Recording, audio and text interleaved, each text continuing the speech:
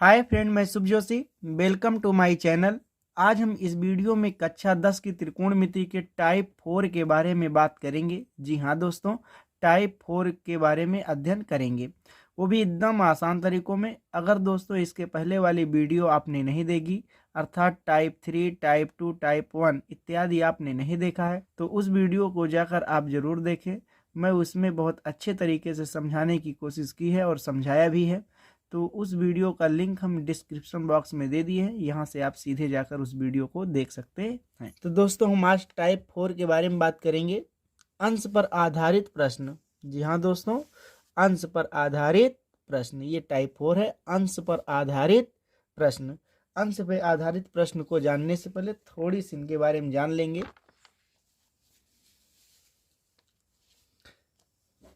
Type 4 में दोस्तों आज बात करने वाले हैं कोण क्या है। कोण क्या है, ये कितने प्रकार के होते हैं, डिग्री क्या है, जैसे 0 अंश, 30 अंश, 45 अंश, ये है क्या, इनके बारे में आज जानकारी करेंगे। साइन 0 अंश का मान कितना होता है और यही क्यों होता है। साइन 0 अंश का मान क्या होता है और यही क्यों होता है। कॉस 0 अंश का मान, टेन 0 अंश का मान, कॉट 0 अंश का मान, सेक 0 अंश का मान, कॉसिक 0 अंश का मान क्या होता है। टेन 45 अंश का मान, कॉट 45 अंश का मान, साइन 45 अंश का मान, कॉस 45 अंश का मान, सेक 45 अंश का सेक 45 अंश का मान, कॉसिक 45 अंश का मान क्या होता है और यही क्यों होता है। आज इसके बारे में अच्छे से जानकारी करेंगे। और उसके बाद जो सारणी दी जाती है कि साइन 0 अंश का मान बताइए, साइन 45 अंश का मान बताइए, साइन 60 अंश का मान बताइए, इसे कैसे याद करें और ये कहाँ से आ जाते हैं सारे मान। तो सारे दोस्तों इसी तरीके से हम निकालेंगे। आज एक एक चीज़ के बारे में हम डिस्कस करेंगे। तो दोस्तों देखते रहिए हमारे वीडियो को। तो आइए दोस्तों, आज सबसे पहले जानते हैं कि कोण क्या है। देखिए दोस्तों, आज बात करने वाले नंबर 1, कोण क्या है। कोण क्या है और ये कितने प्रकार के होते हैं। तो सबसे पहले हम कोण समझ लेते हैं क्या होता है दोस्तों। तो दोस्तों कोण क्या होता है, ज्यामिति में भाई ये सारी रेखाएं जो होती है ज्यामिति से ही संबंधित होती हैं। तो ज्यामिति में दो किरणों या दो रेखा खंडों के बीच की जो जगह होती है, अर्थात जो झुकाव होता है उनके बीच, उसे ही कोण कहते हैं। कैसे, देखिए, जिसे मान लीजिए ये दो किरण है, एक किरण ये ऐसे गई, ये एक किरण है, एक किरण ऐसे गई एक ही बिंदु से, और इनके बीच में जो एक खाली जगह है, इसे ही क्या कहते हैं, कोण कहते हैं। क्या कहते हैं, कोण कहते हैं। बात समझ में आ गई। मान लीजिए दो रेखाखंडों का जो झुकाव है या खाली जगह, एक रेखाखंड ऐसा है, एक रेखाखंड ऐसा है, इन्हें थोड़ा सा आगे बढ़ाएंगे तो एक दूसरे से कहीं जाके मिल जाएंगी। अब मिल जाती है तो इनके बीच में जो झुकाव है, ये जो झुकाव है, ये देखो झुकाव, इसे ही क्या कहते हैं, कोण कहते हैं दोस्तों। क्या कहते हैं, कोण कहते हैं। तो कोण को हम किससे डिनोट करते हैं, थीटा से। किससे, थीटा से डिनोट करते हैं। आप कुछ भी हो सकता है, बस मान लेते हैं ना। तो ज्यामिति में दो किरणों या दो रेखाखंडों के बीच की जो खाली जगह होती है, जो झुकाव होता है, उसे ही क्या कहा जाता है, कोण कहा जाता है दोस्तों।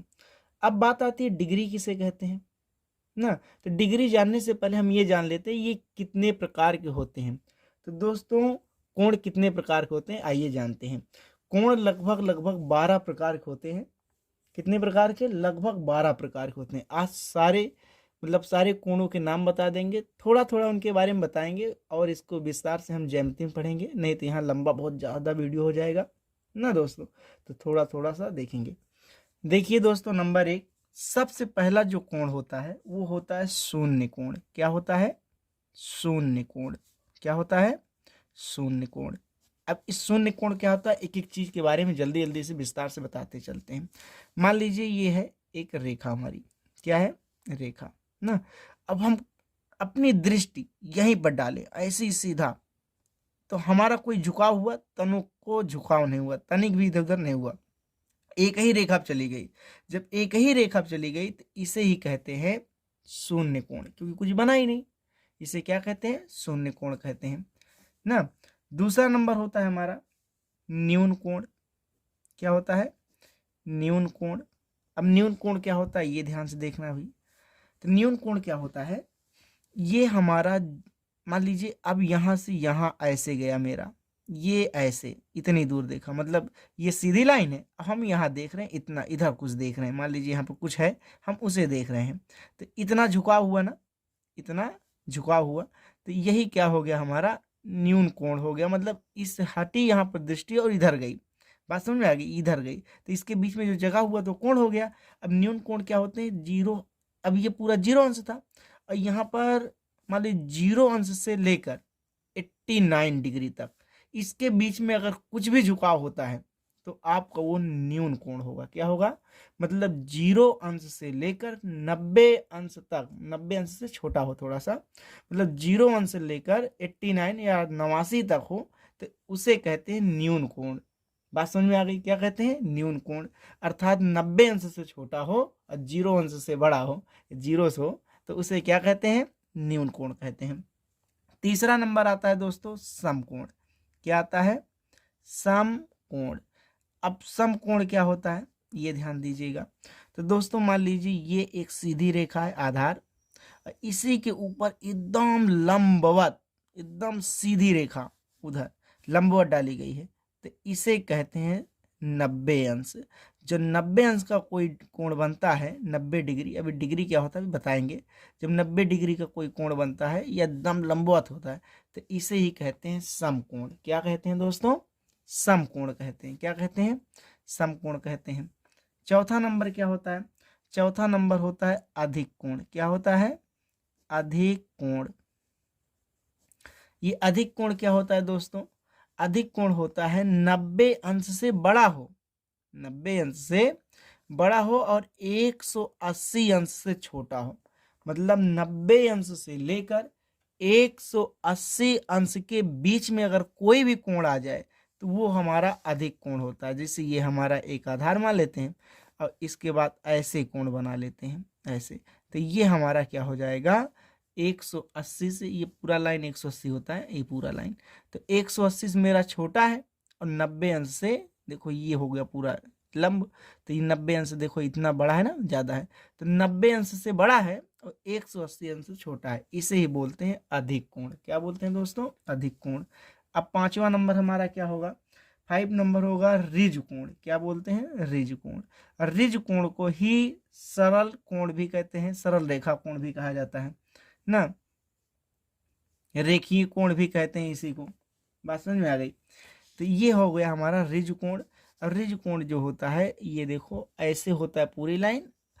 अब मान लीजिए हम यहाँ पर एक मेन बिंदु मानते हैं, यहाँ से इधर को देख रहे थे, एक चूर भी दृष्टि नहीं हटी तो 0 हो गया, लेकिन हम इस तरीके से देखें कि इधर से घुमा के पूरा यहाँ तक लाएं दृष्टि अपनी, पूरी इतनी घुमाई, मतलब इधर से घुमा रहे दृष्टि को, इतना आधा पूरा घूम गए और अब इसके दाम सीधी रेखा आप देख रहे हैं, तो ये हो जाएगा हमारा ऋज कोण। क्या हो जाएगा, ऋज कोण हो जाएगा। बात समझ में आ गई। अब 6 नंबर पे आ जाते हैं। 6 नंबर पे आते हैं प्रतिवर्ती कोण। क्या होता है, प्रतिवर्ती कोण। प्रतिवर्ती कोण क्या होता है, प्रतिवर्ती कोण होता है 180 से बड़ा और 360 से छोटा। तो प्रतिवर्ती कोण क्या होता है, 180 से बड़ा और 360 से छोटा, ये हमारा हो जाता है प्रतिवर्ती कोण। मतलब यहाँ से ऐसे पूरा का पूरा ये क्या हो जाता है, प्रतिवर्ती कोण। क्या हो जाता है, प्रतिवर्ती कोण हो जाता है। करेक्ट दोस्तों, ये हमारा क्या हो गया, प्रतिवर्ती कोण हो गया। अब 7वां नंबर क्या होता है, 7वां नंबर होता है पूरक कोण। ध्यान से देखिए दोस्तों, पूरक कोण बहुत इंपॉर्टेंट है। पूरक कोण क्या होता है, मतलब ऐसे दो न्यून कोण, न्यून कोण मतलब जो 90 अंश से छोटे हों, ऐसे दो न्यून कोण जिसको आपस में जोड़ दें तो 90 हो जाए। अगर एक 60 है तो दूसरा हमारा क्या होना चाहिए 30, क्योंकि अगर इन दोनों को जोड़ेंगे तो कितना हो जाएगा 90। बात समझ में आ गई। अगर एक 45 है तो दूसरी भी 45 होनी चाहिए, क्यों, क्योंकि इन दोनों को जोड़ने पर कितना आना चाहिए 90 आना चाहिए। अगर एक 40 है तो दूसरी कितनी होनी चाहिए 50, क्यों, क्योंकि इनको जोड़ने पर क्या आना चाहिए 90 आना चाहिए। तो न्यून कोण किसे कहते हैं, ऐसे दो कोण जिनको आपस में जोड़ दें तो क्या हो जाए 90 हो जाए। उसे क्या कहते हैं, पूरक कोण। क्या कहते हैं, पूरक। ऐसे दो न्यून कोण जिनको जोड़ दें तो क्या हो जाए, पूरक कोण कहते हैं। बात समझ में आ गई। अब आता है समपूरक कोण। समपूरक कोण, समपूरक कोण किसे कहते हैं, समपूरक कोण ऐसे दो कोण जिनको आपस में जोड़ दे तो 180 अंश हो जाए। कितना हो जाए, 180 अंश हो जाए। मतलब एक 110 है तो दूसरा कितना होना चाहिए, 70, तभी जुड़कर कितना होगा, 180 होगा। अगर मान लीजिए 100 है तो दूसरा कितना होना चाहिए, 80 होना चाहिए, तभी जुड़कर कितना होगा, 180। मतलब दोनों कोण का योगफल कितना होना चाहिए, अगर दोनों कोण को जोड़ दें तो 180 अंश आना चाहिए। बात समझ में आ गई। अब चलते हैं 9 नंबर पर। अब आता है शीर्षाभिमुख कोण। कितना, कौन सा कोण, शीर्षाभिमुख कोण। चलिए देखिए शीर्षाभिमुख कोण क्या होता है।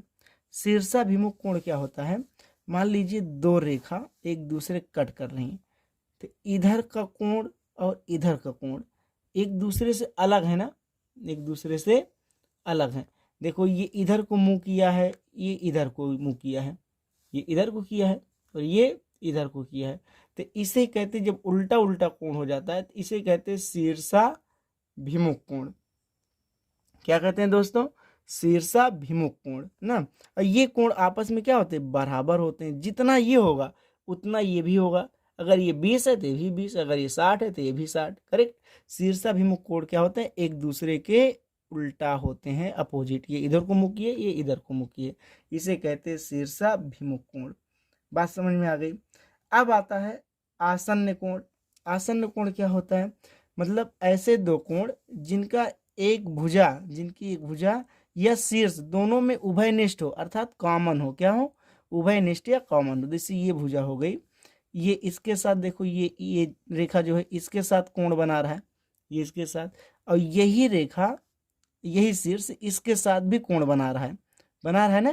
देखो ये भी तो कोण है, ये इसके साथ कोण बना रहा है, इसके साथ, यही देखो दोनों ना। तो ये कोण और ये कोण आपस में क्या हो जाएंगे, आसन्न कोण हो जाएंगे। क्या हो जाएंगे, आसन्न कोण हो जाएंगे। क्या हो जाते हैं, ये आसन्न कोण हो जाते हैं। तो यहाँ दोस्तों लिखा नहीं, तो शीर्षाभिमुख के बाद क्या आ जाएगा, 10वां नंबर, आसन्न कोण। क्या हो जाएगा, आसन्न कोण ना। अब उसके बाद 11वां नंबर आ जाएगा आपका संगत कोण। क्या आ जाएगा, संगत कोण। अब संगत कोण क्या होता है ये ध्यान दीजिए। जैसे यहाँ पर दो समांतर रेखाएं हैं। क्या है, दो समांतर रेखाएं। दो समांतर रेखाएं जानते ही हो, जो आपस बीच की दूरी हमेशा बराबर रहती है। मान लीजिए दो समांतर रेखाएं हैं और ये एक इस पर तिर्यक रेखा ऐसे डाल दिया, काट दिया ना। तो ये कोण देखिए, ये कोण और ये कोण, ये कोण और ये कोण एक ही लाइन पे है। ये कोण और ये कोण होते हैं हमारे संगत कोण। मतलब एक अंदर हो एक बाहर हो। बात समझ में आ गई। तो इसे क्या कहते हैं, संगत कोण कहते हैं। बात समझ में आ गई। देखिए जैसे ये कोण और ये कोण एक दूसरे क्या हो गए, संगत कोण हो गए। क्या हो गए, ये संगत कोण हो गए। ये वाला और ये वाला पूरा ये क्या हो गया, संगत कोण। ये कोण और ये कोण क्या हो गया, संगत। जैसे ये लाइन खींच दिया, ऐसे कर दिया, तो ये कोण और ये कोण ये क्या हो गए, एक दूसरे के संगत हो गए। ये अंदर वाला नहीं दोस्तों, ऊपर वाला, ये भी और ये भी, ये क्या हो गया, संगत कोण हो गया। चलिए 12 नंबर देखते हैं। 12 नंबर होता है एकांतर कोण। क्या होता है, एकांतर कोण। एकांतर कोण क्या होते हैं, ऐसे कोण जिससे मान लीजिए ये हमारी क्या है, समांतर रेखा है, ऐसे काट दिया तो देखिए ये इधर ये कोण और इधर बनने वाला ये कोण, मतलब ऊपर इधर का नीचे इधर का ना। तो ये क्या होते हैं, एकांतर कोण होते हैं। क्या होते हैं, एकांतर कोण। जैसे ये देखो हमारा बराबर है, ऐसे कर दिया तो ये देखो हमारा क्या हो जाएगा, ये इधर वाला कोण और इधर वाला कोण क्या हो जाएंगे, एकांतर कोण हो जाएगा। थोड़ा सा और बड़ा बना लेते हैं। जैसे मान लीजिए ये समांतर रेखा है, क्या है, समांतर रेखा, एक दूसरे का ऐसे काट दिया। काटने के बाद ये हमारा क्या हो जाएगा भैया, जितना ये है इतना ये हो जाएगा, तो एक दूसरे क्या हो जाएंगे, एकांतर कोण हो जाएंगे। जितना ये है इतना ये हो जाएगा, तो एक दूसरे क्या हो जाएंगे, एकांतर कोण हो जाएंगे। बात समझ में आ गई। तो दोस्तों इसकी ज़्यादा मैंने लंबी चौड़ी परिभाषा नहीं बताई है, हालांकि समझाने की कोशिश की, इसे अच्छे से समझेंगे ज्यामिति में ना, तो इसकी ज़्यादा यहाँ पर ज़रूरत है नहीं, लेकिन थोड़ा सा आ गया तो बता दिए हैं ना दोस्तों। तब चलते हैं हम अपने डिग्री क्या होता है उसे समझते हैं। सबसे पहला नंबर डिग्री देखते हैं, डिग्री क्या होता है। ये हमारी क्या है, ये आधार है, ये आधार है। अब दोस्तों अपनी आंखें यहाँ गड़ाएं और एकदम सामने देखें, तन को भी झुकाव नहीं हुआ। जब झुकाव नहीं हुआ तो हमारा कितने हो जाएगा, 0 अंश का कोण बनेगा। और 0 अंश का कोण बना तो जाहिर सी बात है 0 अंश का कोण को 0 डिग्री का झुका हुआ, 0 डिग्री। अब मान लीजिए थोड़ा सा एक उठाते हैं तो ऐसे जाएगा, तनी से एक उठाते हैं तो इसमें मान लीजिए एक, तो वो 1 डिग्री, फिर यहाँ पर आ गया 2 डिग्री, फिर यहाँ पे आ गया 3 डिग्री, फिर यहाँ पे आ गया 4 डिग्री, फिर यहाँ पे आ गया 5 डिग्री, फिर ऐसे इसी तरह करते करते दोस्तों, हमारी पेन है, पेन से तो थोड़ा लंबा हो जाएगा, तो इसी तरीके से करते करते ये आपको मान लीजिए यहाँ ऐसे बनाया कोण। जब ऐसे कोण बनाएगा तो हम कहेंगे इसके बीच का कोण जो है वो 30 डिग्री है। क्या है ये, 30 डिग्री है। फिर एकदम लंबवत ऐसे देखेंगे, क्या देखेंगे, एकदम बिल्कुल लंबवत देखेंगे। तो आप देखो जब यहाँ से 1-1 डिग्री से नापे, जब यहाँ पूरा ऐसे लंबवत देखेंगे तो हमारा कितनी डिग्री हो जाता है, 90 डिग्री। कितना हो जाता है, 90 डिग्री हो जाता है ना दोस्तों। तो ये हमारी क्या होती हैं, डिग्रियां होती हैं। क्या होती हैं, डिग्री होती है, डिग्री। तो डिग्री क्या है विशेष तौर पर, तो कोण को मापने की एक इकाई है और कुछ नहीं। कोण की मापने की इकाई को क्या कहते हैं, डिग्री कहते हैं। जिसे कोई भी संख्या इसके ऊपर ये ऐसे लगा देते हैं तो इसे ही डिग्री कहा जाता है, इसे प्रदर्शित करते हैं ना। तो कोण को मापने की इकाई को क्या कहते हैं, डिग्री कहते हैं, जिसे इस बिंदु से दर्शाया जाता है। तो दोस्तों समझ गए कि 1 degree, 2 degree, 5 degree, 30 degree and 90 degree ना, ये सब कैसे आ जाते हैं, 180 डिग्री ना। तो मान लीजिए यहाँ पर और यहाँ चले 91, फिर चले 92, फिर इधर चले 93, फिर ऐसे चले 94, फिर ऐसे चले 95 ना। तो ये सारी सारी क्या हो जाएंगी, इसी तरह करते करते जब यहाँ पहुँचेंगे तो कितना हो जाएगा, 180 डिग्री। कितना हो जाएगा, 180 डिग्री हो जाएगा। ठीक है ना दोस्तों, तो 180 डिग्री हो जाएगा यहाँ पर ऐसे। तो डिग्री दोस्तों समझ गए हैं। अब आगे बढ़ते हैं दोस्तों, साइन 0 अंश का मान क्या होता है और यही क्यों होता है। तो पहले दोस्तों ये समझ लेते हैं साइन 0 अंश का मान होता क्या है। तो साइन 0 अंश का मान 0 होता है। क्या होता है, 0 होता है। अब उसके बाद हम कॉस 0 अंश का मान बताएं तो कॉस 0 अंश का मान 1 होता है ना। अब उसके बाद अगर हम tan 0 अंश का मान पूछें, 0 होता है। बात समझ में आ गई। तो साइन 0 अंश का मान 0, कॉस 0 अंश का मान 1, tan 0 अंश का मान 0 होता है। तो यही क्यों होते हैं, आइए समझते हैं यही क्यों होता है।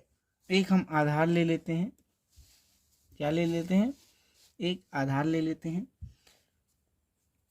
आधार के बाद अब देखिए दोस्तों यहाँ पर लिखा है, कह रहा है साइन 0 डिग्री। ध्यान से देखिएगा दोस्तों, साइन 0 डिग्री, डिग्री का मतलब ये है कि हम अपनी दृष्टि यहीं पर जमाए रखे हैं, यहीं पर जमाए रखे हैं। देखिए ध्यान से देखिएगा, यहीं पर अपनी दृष्टि जमाए रखे हैं और हमारे उसमें दृष्टि में कोई झुकाव नहीं हो रहा है। तो बताइए यहाँ पर कितना कोण बनेगा, 0 डिग्री का कोण बनेगा। और जब 0 डिग्री कोण बनेगा तो यहाँ इसके बीच में कोई लंबवत तो होगी नहीं। कहीं इसे समझ लेते हैं दूसरे तरीके से। देखिए जिसे मान लीजिए यहाँ पर ये हमारी एक रेखा है, आधार है। क्या है ये, आधार है। अब यहाँ पर हम मान लेते हैं 30 डिग्री पे देख रहे हैं, कितने, तो हमारी ये रेखा गई यहाँ तक ऐसे। तो अब इसके बीच में लंब डालेंगे, मतलब इसके बीच में लंब मतलब क्या होता है, एकदम सीधी रेखा। तो ये हमारा हो जाएगा लंब। क्या हो जाएगा, लंब हो जाएगा ना। तो यही हमारी क्या हो जाएगी, ऊंचाई हो जाएगी। अब ध्यान से देखिए दोस्तों, अब यहाँ पर हम 0 डिग्री पे देख रहे हैं तो जाहिर सी बात है कुछ ऊपर तो हटा नहीं, एकदम ही लाइन पे जा रही है, तो ऊंचाई कुछ निकलेगी ही नहीं, कुछ नहीं निकलेगी ना। अब ध्यान से देखिएगा कि अब साइन थीटा बराबर क्या होता है, साइन थीटा बराबर होता है लंब बटे कर्ण, लंब बटे कर्ण होता है। अब ये हमारी लंब होती है, ये आधार होता है, ये कर्ण होता है, ये लंब ये आधार और ये कण होता है ना। अब बताइए इसमें ना तो ऊंचाई है, लंब तो है ही नहीं, और इसमें मान लीजिए ये जो हमारी दृष्टि गई है वही हमारी कण हो जाएगी, वही हमारी कण हो जाएगी। अब कण तो मान लीजिए कण तो है लेकिन लंब नहीं, तो लंब का मान कितना हो गया 0। हम इसका पूरी लंबाई मान लेते हैं a, आधार की लंबाई कितनी है a। तो अब यहीं पे देख रहे हैं तो इसकी भी पूरी लंबाई जो कण जो हमारी दृष्ट रेखा है उसे भी कण मान लेते हैं, तो हमारी कण की लंबाई a हो जाएगी। अब किसी संख्या के ऊपर 0 है तो उसका मान कितना आएगा 0, तो साइन 0 अंश का मान कितना आया 0 आ गया। तो साइन 0 अंश का मान कहाँ से आया, समझ में आ गया ना दोस्तों। अब दूसरी देखेंगे कॉस 0 अंश का मान 1 होता है, तो क्यों 1 होता है चलिए देखते हैं। ये हमारी एक आधार है जिसकी लंबाई हम पूरा a मान लेते हैं कि भैया हमारी आधार जो है a है। अब इसके 0 डिग्री कोण पर देखेंगे, देखिए अब यहीं से देखना शुरू, तो ये हमारी रेखा एक जा रही और मतलब ये जो जा रही है हमारी इसे कण हो गया, क्योंकि अगर ऐसे देखते तो ऐसे जाती थी हमारी कण हो जाती। अब इसके ऊपर जा रही थी हमारी क्या हो गई कण हो गई, बात समझ में आ रही ना। इसके ऊपर ऐसे जा रही थी हमारी कण हो गई। अब बताइए इसी के ऊपर जा रही, इसकी कोई ऊंचाई तो हुई नहीं, तो यहाँ पर लंब होगा नहीं, और लंब नहीं होगा तो यहाँ पर लंब क्या हो जाएगा 0 हो जाएगा। अब कॉस 0 अंश बराबर क्या होता है, पहले बताइए कॉस थीटा बराबर क्या होता है। तो कॉस थीटा बराबर होता है आधार बटे कण, आधार बटे कण। और आधार का मान a आया, और यही लाइन मेरी गई तो कण का मान भी 1 आया, a आया, तो a से जब कैंसिल कर देंगे तो 1 आ जाएगा। तो कॉस 0 अंश बराबर कितना हो गया 1 हो गया, ठीक ना दोस्तों। अब अगर साइन थोड़ा कम समझ में आया हो तो अब हम थोड़ा tan को समझेंगे कि साइन 0 अंश का मान 0 क्यों होता है, तो tan 0 अंश का मान 0 होता है तो क्यों होता है, अब यहाँ समझ जाएंगे और अच्छे से। तो अब देखिए tan 0 अंश का मान 0 होता है तो क्यों होता है समझिए। अब मान लीजिए ये रेखा हो गई मेरी आधार, इसकी लंबाई a मान लिया, कितना मान लिया a मान लिया ना। अब ऐसे देखते यही हमारी कण बनती, तो अब इसी के ऊपर देखना शुरू कर दें, क्योंकि 0 अंश का कोण बन रहा है ना, इसी के ऊपर देखेंगे। तो हमारा यहाँ लंबाई तो हुआ नहीं, लंबाई नहीं हुआ तो l हमारा 0 हो गया, लंब हमारा 0 हो गया, और कण हमारा a ही होगा। तो tan थीटा बराबर क्या होता है, tan थीटा बराबर होता है लंब बटे आधार, और लंब का मान कितना आया 0 और आधार का मान a। अब किसी भी संख्या के ऊपर 0 हो और उसके संख्या के नीचे कोई भी संख्या हो कोई मतलब नहीं है, अगर ऊपर 0 आ गया तो उसका मान कितना हो जाता है 0। तो tan 0 अंश का मान 0। इसी तरह दोस्तों कॉट का, सेक का एंड कॉसेक का आराम से निकाल लेंगे, कोई दिक्कत नहीं होगी। अब ध्यान से देखते हैं दोस्तों साइन 45 अंश क्या होता है, साइन 45 अंश। साइन 45 अंश का मान कितना होता है, तो दोस्तों हम पहले बता देते हैं साइन 45 अंश का मान 1/√2 होता है। तो यही क्यों होता है, अब देखते हैं यही क्यों होता है, ऐसा क्यों आ जाता है ना दोस्तों। तो साइन 45 अंश का मान ऐसे क्यों आ जाता है, तो सबसे पहला नंबर हम एक वर्ग ले लेते हैं दोस्तों, क्या ले लेते हैं वर्ग, वर्ग जिसकी चारों भुजाएं बराबर होती हैं, अब प्रत्येक कोण 90 डिग्री का होता है। ध्यान समझिएगा दोस्तों, जिसकी चारों भुजाएं बराबर होती हैं और उसका प्रत्येक कोण 90 डिग्री का होता है, उसे क्या कहते हैं वर्ग कहते हैं ना दोस्तों। तो अब वर्ग कहते हैं, अब ध्यान समझिएगा ये है मेरा वर्ग। अगर इस वर्ग को ऐसे बीचों बीच से काट देते हैं, काट दें, तो हमारा वर्ग कुछ इस प्रकार से बनेगा, ऐसे मतलब एक पार्ट कोण बन जाएगा, उसे छोड़ दो, अभी तो ये वर्ग था, इधर आ गया पार्ट, तो ये हमारा 90 डिग्री का। अब ये 90 से आधा काट देंगे कितना हो जाएगा 45, ये भी कितना हो जाएगा 45 हो गया ना। तो अब ध्यान समझिए इसे हम इस तरीके से कुछ बना सकते हैं कि ये 45 अंश हो गया ना, ये डिग्री, और डिग्री के सापेक्ष वाला क्या होता है लंब, ये क्या होता है आधार, ये क्या होता है कण होता है ना। ये हमारा 90 डिग्री तो होता ही होता है, करेक्ट दोस्तों, ये हमारा 90 डिग्री का तो होता ही होता है। अब देखिए यहाँ पर साइन 45 अंश का मान 1/√2 क्यों आया। अब ध्यान से देखिएगा दोस्तों, अगर ये भुजा और ये भुजा आपस में बराबर है तो मान लेते हैं ये ए है तो ये भी ए होगा, नहीं होगा बिल्कुल होगा। अब मान लीजिए ये 90 डिग्री का 45 अंश का कोण है, तो ये और ये उसी में से काट के लाए हैं भाई, ये और ये पूरा ऐसे लाइन खींचा नहीं, ये काट दिया, तो ये और ये हमारा बराबर है, तो ये और ये बराबर है, यानी लंब और आधार हमारे बराबर हैं। तो अब बताइए, अगर लंब और आधार दिया है, अब कण का मान निकालना है, तो पाइथागोरस प्रमेय निकाल सकते हैं नहीं? कण स्क्वायर बराबर लंब स्क्वायर प्लस आधार स्क्वायर। तो कण का मान कितना है? कण का मान निकालना ही है, लंब का मान ए स्क्वायर, आधार का मान ए स्क्वायर, यानी कण स्क्वायर बराबर 2a स्क्वायर। भाई जोड़ देंगे ना, तो ये हो जाएगा के स्क्वायर, मतलब कण स्क्वायर बराबर यहाँ पर भाई 2a स्क्वायर होगा ही। और जब इसके ऊपर से स्क्वायर हटाएंगे तो ये हमारा किस में बंद हो जाएगा? रूट में बंद हो जाएगा। और 2 का वर्गमूल निकलेगा नहीं, क्योंकि पॉइंट में निकलेगा, तो हम इसे ऐसे ही रख लेते हैं और ए स्क्वायर का वर्गमूल ए हो जाएगा। तो ये हमारा कण का मान आ जाएगा 2√a, मतलब रूट 2 और ये हो जाएगा ए। ये हमारा हो गया कण। बात समझ में आ गई दोस्तों? अब साइन थीटा बराबर होता है हमारा लंब बटे कण, होता है ना लंब बटे कण। और लंब का मान कितना आया? ए, और कण का मान आया √2a, और ए से कैंसिल, यानी 1/√2। ये हमारा साइन 45 अंश का मान आ गया, 1/√2। बात समझ में आएगी ना दोस्तों? अब देखते हैं आगे, आगे क्या है, हम थोड़ा सा और समझ लेते हैं कि tan 45 अंश का मान कितना होता है। तो दोस्तों tan 45 अंश का मान कितना होता है? तो tan 45 अंश का मान दोस्तों बता दें पहले से 1 होता है। कितना होता है? 1 होता है। अब 1 कैसे आया ये समझते हैं कि 1 कैसे आ गया, tan 45 अंश का मान 1 कैसे आ गया ना। तो ध्यान से देखिएगा, ये भुजा और ये भुजा हमारी बराबर है और कण इतना है, करेक्ट दोस्तों? वही चीजें हैं। तो अब बताइए tan 45 अंश बराबर क्या होता है? लंब बटे आधार। लंब का मान a और आधार का मान a, खत्म कर दिया, कितना आ गया? a। तो tan 45 अंश का मान 1 आ गया। कितना आ गया दोस्तों? 1 आ गया। तो दोस्तों आप लोगों को समझ में आ गया होगा कि साइन 0 अंश का मान 0 क्यों होता है, tan 0 अंश का मान साइन 0 अंश का मान 0 क्यों होता है, cos 0 अंश का मान 1 क्यों होता है, tan 0 अंश का मान 0 क्यों होता है, tan 45 अंश का मान 1 क्यों होता है, cot 45 अंश का मान भी 1 होता है, sin 45 अंश का मान 1/√2 क्यों होता है। अब आप इसे अच्छे से समझ गए हैं। अब चलते हैं दोस्तों, साइन 0 अंश का मान, साइन 30 अंश का मान, साइन 45 अंश का मान, अर्थात सारणी कैसे बनाएं और इसे कैसे याद करें।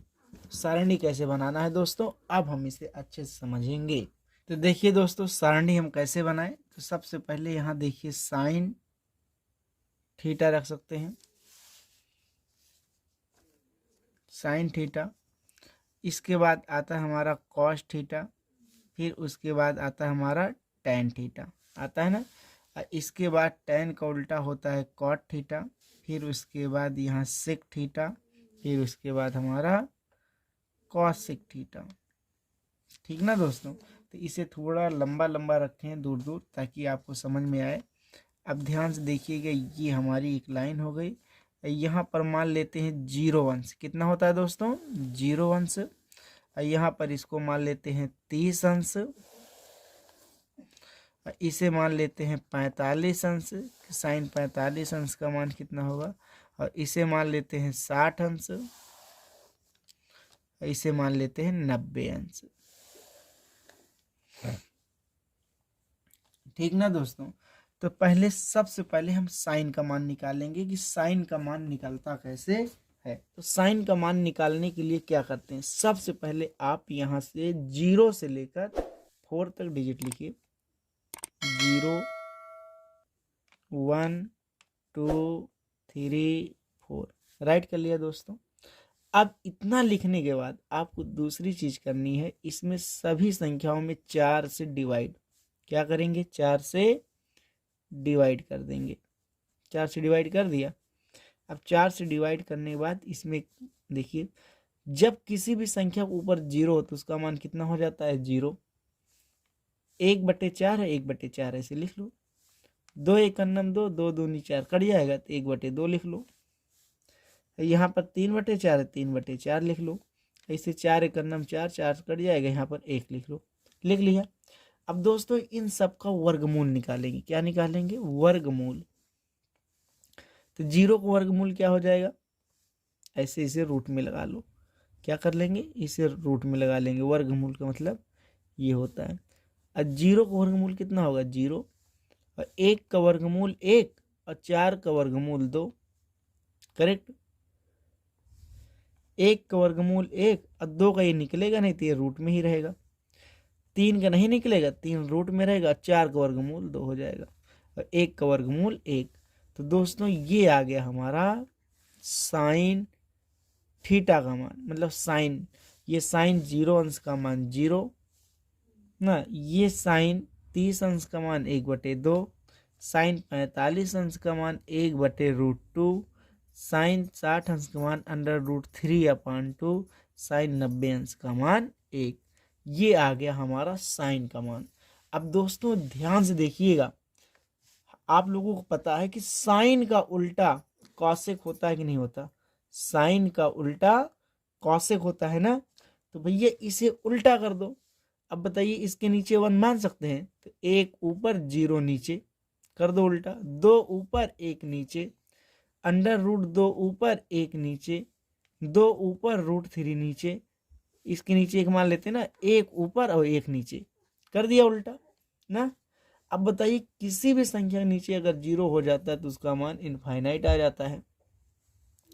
अब इसे 1 ऊपर कर दो, मतलब ये 1 है तो इसे रहने दो, ये 2 हो गया, क्योंकि उल्टा तो किए ही थे ना, तो ये 2 हो गया, क्योंकि हर संख्या के नीचे देख तो ऐसे भी लिखा रहता है।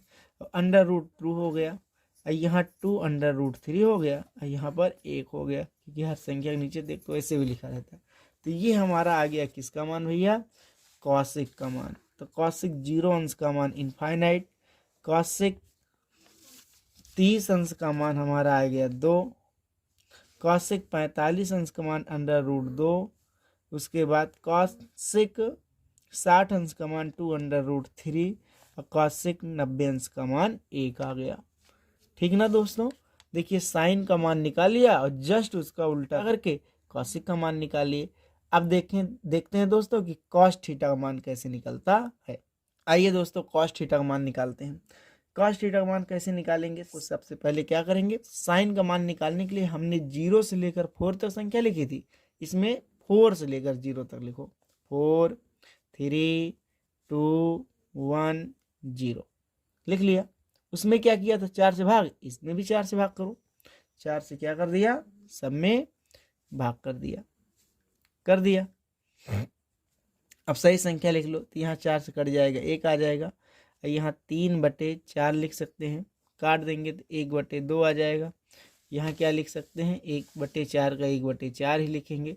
और यहाँ पर किसी भी संख्या ऊपर अगर 0 हो जाए तो उसका मान 0 लिख देंगे। बात समझ में आ गई? अब इसके बाद क्या किए थे? उसमें वर्गमूल निकाले थे। अब इन सबके वर्गमूल निकाल लो। क्या करेंगे? वर्गमूल निकालेंगे। अब बताइए 1 का वर्गमूल 1, √3, मतलब 3 का वर्गमूल नहीं निकलेगा तो √3 हो जाएगा। और 4 का वर्गमूल 2, 1 का वर्गमूल 1, 2 का नहीं निकलेगा तो रूट में बंद कर देंगे। 1 का वर्गमूल 1, 4 का निकलेगा तो 2 हो जाएगा। 0 का वर्गमूल तो 0 ही होता है ना दोस्तों। तो ये आ गया हमारा कॉस का मान। किसका? कॉस। तो कॉस 0 अंश का मान कितना आया? 1। कॉस 23 अंश का मान कितना आया? √3/2। उसके बाद कॉस 45 अंश का मान कितना है? 1/√2। कॉस 60 अंश का मान कितना है? 1/2। और कॉस 90 अंश का मान कितना आया? 0। देखा दोस्तों, सेम वैसे साइन का है। साइन में क्या किया था? पहले 0 रखे थे, 0 1 2 3 4 रखा था। कॉस में क्या किया? पहले 4 रखा, फिर 3 रखा, फिर 2 रखा, फिर 1, फिर 0 ना दोस्तों। तो इस तरीके से हम किसका मान निकाल लिए? कॉस का। अब दोस्तों कॉस का उल्टा क्या होता है? सेक होता है। कॉस का उल्टा सेक होता है। तो कॉस का उल्टा सेक, अब इसे उल्टा कर देंगे, मतलब इसके नीचे 1 मान लिया तो 1 ऊपर 1 नीचे उल्टा।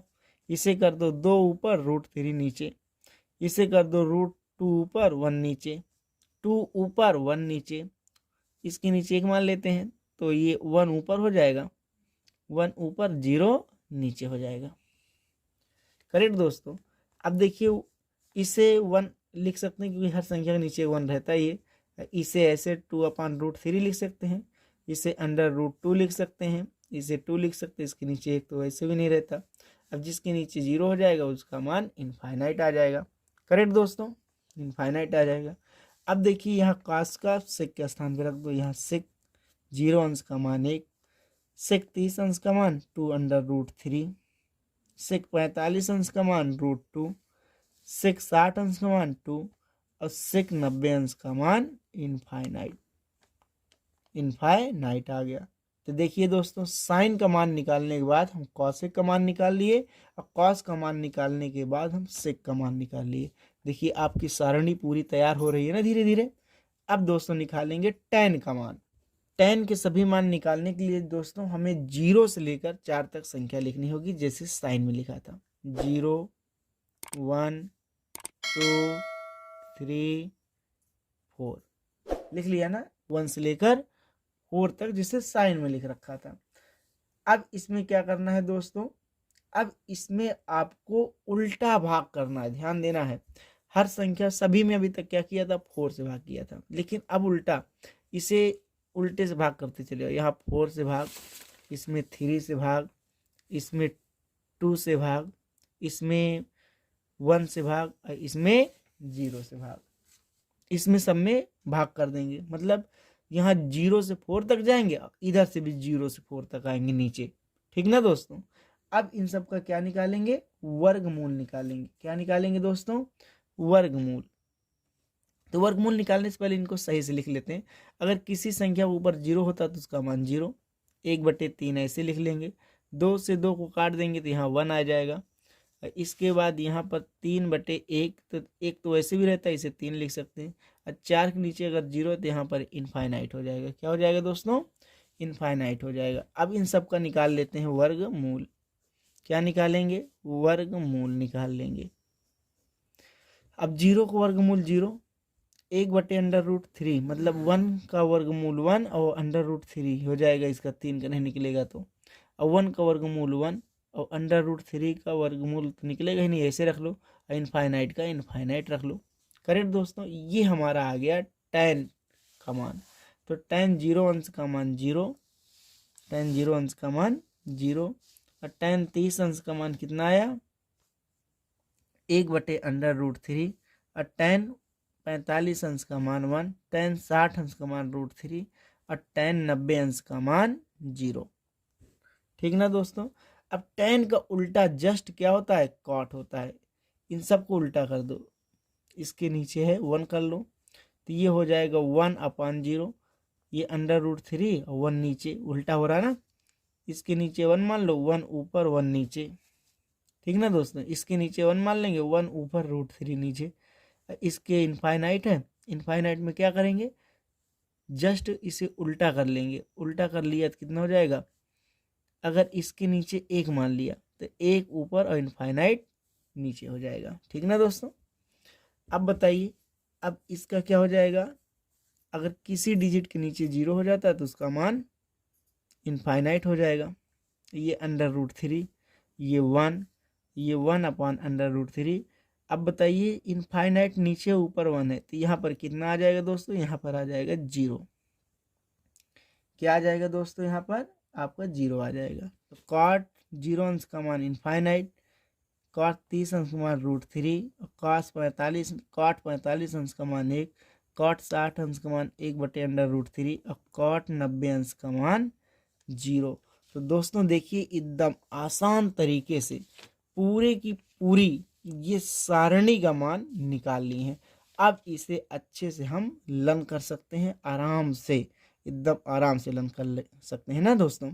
तो बताइए दोस्तों, आपको क्या ये सारणी पहले से निकालना आता था ना, कमेंट करके ज़रूर बताइए। और हाँ, आपको हमारी वीडियो कैसी लगी कमेंट करके ज़रूर बताइए, क्योंकि जब कमेंट करते हैं तो अच्छा लगता है और हौसला बढ़ता है कि वीडियो आपके पर डे आने लगेंगे। तो आप कमेंट करके बताइए, लाइक करिए, शेयर करिए ना। आप लोग बताइए कैसा लगा वीडियो आप लोगों को। आज की वीडियो में बस इतना ही, मिलेंगे फिर अगले वीडियो में, तब तक के लिए जय हिंद।